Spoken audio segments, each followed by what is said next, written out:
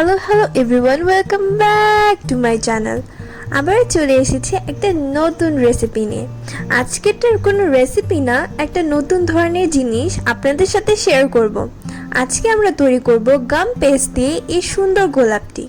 অনেকেই এই গাম পেস্ট কীভাবে ব্যবহার করতে হয় সেই সম্পর্কে কোনো আইডিয়া নেই। আজকে আমি খুব সহজভাবে এই রোজটি তৈরি করে দেখাবো। গাম পেস্ট অথবা ফন্ডেন্ট কিভাবে সংরক্ষণ করতে হয় এই নিয়ে আমার আলাদা একটা ভিডিও আছে, আমি লিঙ্কে দিয়ে দিব, আপনারা অবশ্যই চেক করে নেবেন। আমার ভিডিওটা যদি ভালো লাগে প্লিজ আমার চ্যানেলটিকে সাবস্ক্রাইব করতে ভুলবেন না, আর অবশ্যই বেল আইকনটি বাজিয়ে দিবেন, তাহলে সবার প্রথমে আপনারা ভিডিওটি পেয়ে যাবেন। আর এই ভিডিওটা যদি ভালো লাগে অবশ্যই একটা লাইক দিবেন। আমি নিয়ে নিয়েছি গাম পেস্ট। গাম পেস্ট সাধারণত এরকম শক্ত হয়ে থাকে, প্রথমে যখন এরকম টুকরো করে নেওয়া হবে তখন অনেক হার্ড থাকবে, তাই হাত দিয়ে এভাবে ডলে ডলে এটাকে সফট করে নিতে হবে, একটা ডো করে নিতে হবে।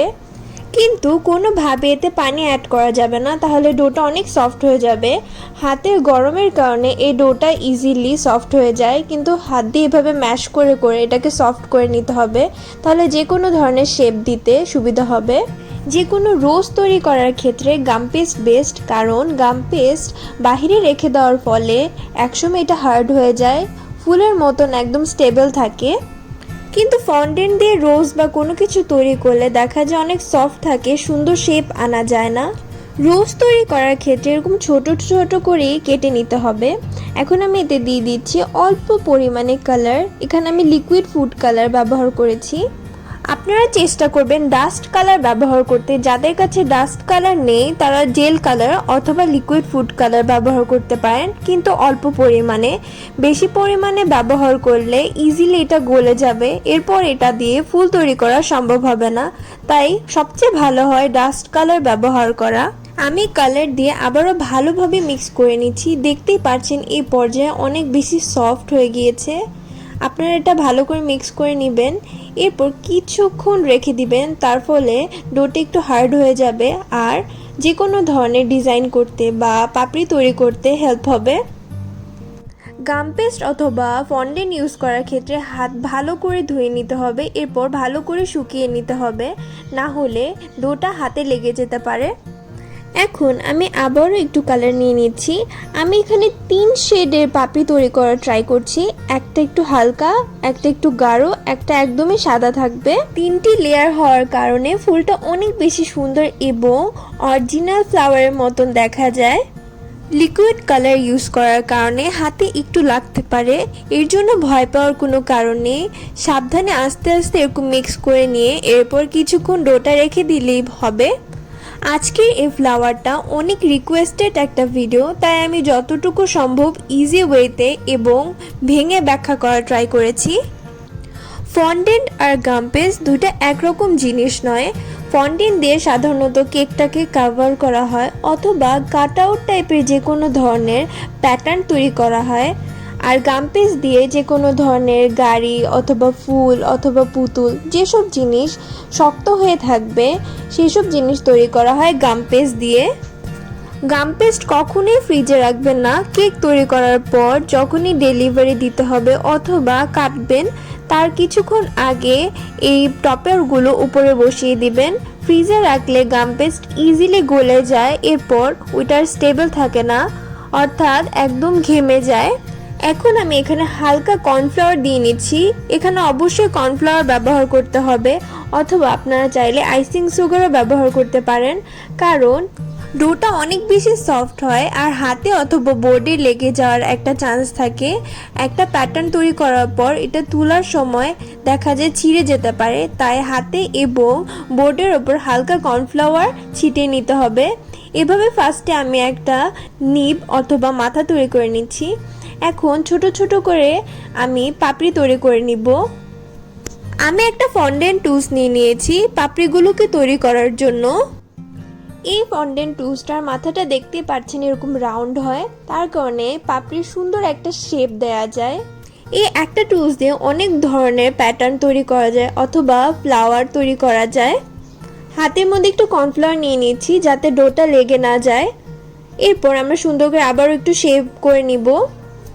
গোলাপ ফুলের পাপড়ি কখনোই গোল হয় না, তাই আমরা এভাবে প্যাটার্ন তৈরি করে নিচ্ছি। এখন আমরা এটার মাথার সাথে এই পাপড়িটাকে সুন্দরভাবে বসিয়ে নিব। প্রথমে আমরা বেস তৈরি করে নিব। গোলাপের মাঝখানে জায়গাটা যেমন থাকে তেমন তৈরি করে নিব। এইসব ধরনের কাজ খুবই সময় নিয়ে এবং আস্তে আস্তে তৈরি করতে হয়, না হলে ফিনিশিং সুন্দর হয় না। আমি আবারও একটা ডো নিয়ে সুন্দর করে এভাবে গোল করে নিচ্ছি। আমি মাঝখানে ডার্ক কালার ইউজ করেছি। ছবিটাতে দেখতে পাচ্ছেন রোজের মাঝখানের অংশটা ডার্ক আর বাইরের অংশটা লাইট, তাই আমরা মাঝখানের অংশে ডার্ক কালার ইউজ করেছি, মানে ডার্ক পিঙ্ক, আর বাকি অংশগুলো লাইট রেখেছি। তাহলে ফুলটাকে অনেক বেশি ন্যাচারাল লাগবে এবং দেখতে অনেক বেশি সুন্দর লাগবে। আমি সবগুলো পাপড়ি সেমভাবে তৈরি করে নিচ্ছি। হালকা একটু লেগে গেলে আমি উপর দিয়ে একটু কর্নফ্লাওয়ার দিয়ে নিচ্ছি আর এরকম বলের পিনটার সাহায্যে সুন্দর করে পাপড়িটাকে শেপ দিয়ে নিচ্ছি।